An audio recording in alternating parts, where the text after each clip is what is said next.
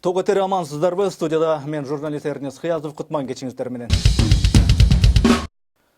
Нұрсултан шаарында Евразия мамлекеттеринин парламент спикерлеринин 4-чү жыйынына Кыргыз өлкөсүнүн жогорку кеңешинин төрагасы Дастан Жумабеков дагы барып катышып, кезегине жараша сөз алып, орус тилинде текст окуган экен. Ал тасма интернет бетине жайылып, ушинтип дагы орусча сүйлөйбү, ушинтип дагы текст окуйбу деген шылдыңдоо, мазактоо, какшыктоолордун аягы тыйылбай келүүдө.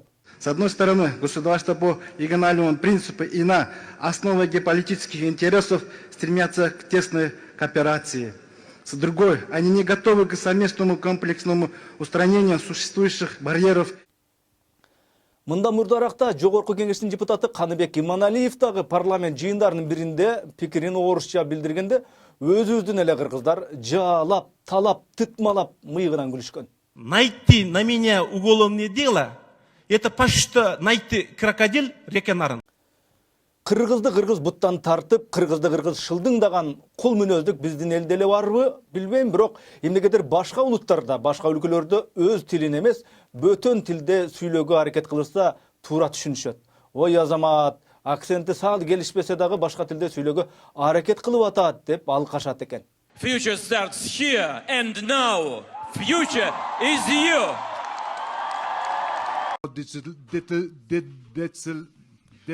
Digitalization.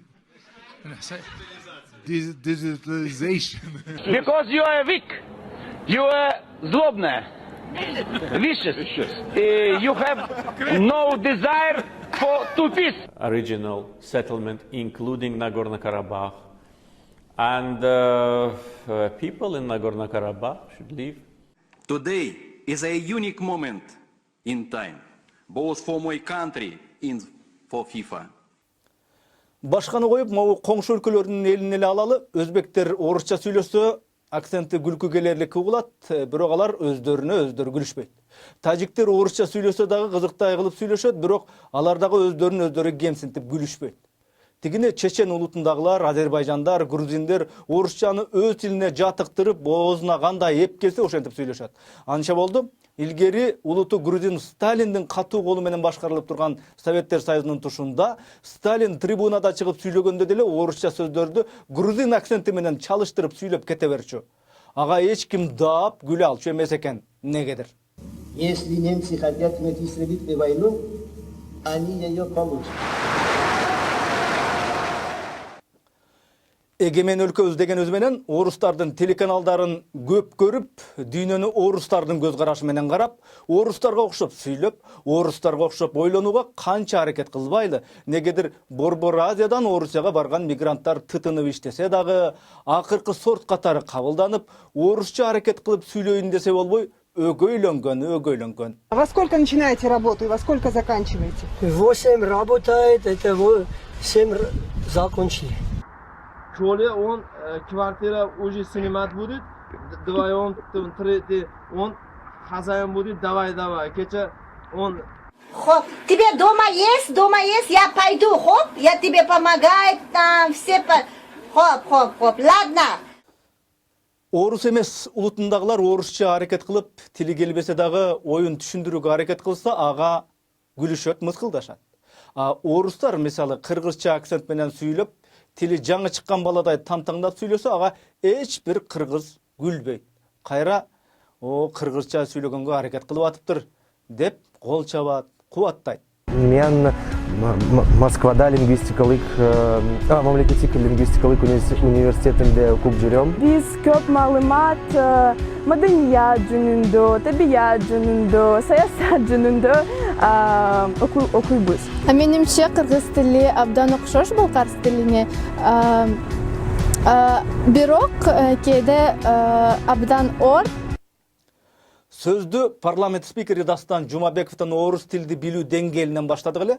Ошого кайта турган болсок, эгер анын орусча акценти тууралуу кеп болуп атса, орусча чалыштап сүйлөйбү, майыштап сүйлөйбү, бул нормалдуу эле нерсе. Эгер анын астындагы орусча текстти эжелеп окубай, шар эле такылдап окуп берип койбойбу деген суроо болсо, мунун жөнү бар болушу мүмкүн. Бул башка кеп. Эгер жок, анын спикердик деңгээли, ошо киши спикер болууга татыктуу деп бетин басып уялып аткан тараптар болсо, те артка бир кылчайып мурда кимдин тушунда ким кызматка келди эле, кимди ким сүрөмөлөдү эле деген суроо келип чыгат. Спикердин кызматтык деңгээли жөнүндө кеп болсо, Дастан Жумабеков Атамбаевдин күүсү күчүндө кезинде ошо кишинин көзүмдоосу менен парламентке төрага болбоду беле. Деңгел тууралуу кеп болсо, Атамбаевдин учурунда Икрам Илмиянов деген шопуру, президенттик администрация башчысынын орун басары, президенттин кеңешчиси деген кызматтарга жеткен. Деңгел тууралуу айтсак, Атамбаевдин жан сакчысы туруп эле мамлекеттик күзөт кызматынын башчылыгын жетектеп калган учурлар болгон. Деңгел тууралуу сүйлөсөк, дагы бир жан сакчысы жүрүп эле ички иштер министри болуп дайындалып калган жылдарды эстейли. Ал эле эмес, азыркы парламенттеги уялчак депутаттар, куудул депутаттар, жылжытма депутаттар, мына ошонун баары илгери өткөн заманда президент Атамбаевдин батасы менен парламентке келгенин унутпайлы. Анча болду президент Сооронбай Жээнбеков антпай атат, мынтпай атат, ушинтип кантип башкарсын деген сындар көп болуп атат. Албетте, андай сындар айтыла бериш керек, көп айтылыш керек. Бирок ошол сындоочу тарап кезинде ушу киши укмуш, ушу киши мыкты, ушу кишинин эң сонун башкаруу жөндөмдөрү бар, адамдык сапаттары бар деп мактап, шайлоолордо элди үгүттөп, атүгүл Сооронбай Жээнбековду шайлагыла деп таңуулап, Атамбаев өзү алып келгенин дагы эстей жүрүшсө. Ток этери ушул. Саламатта калыңыздар.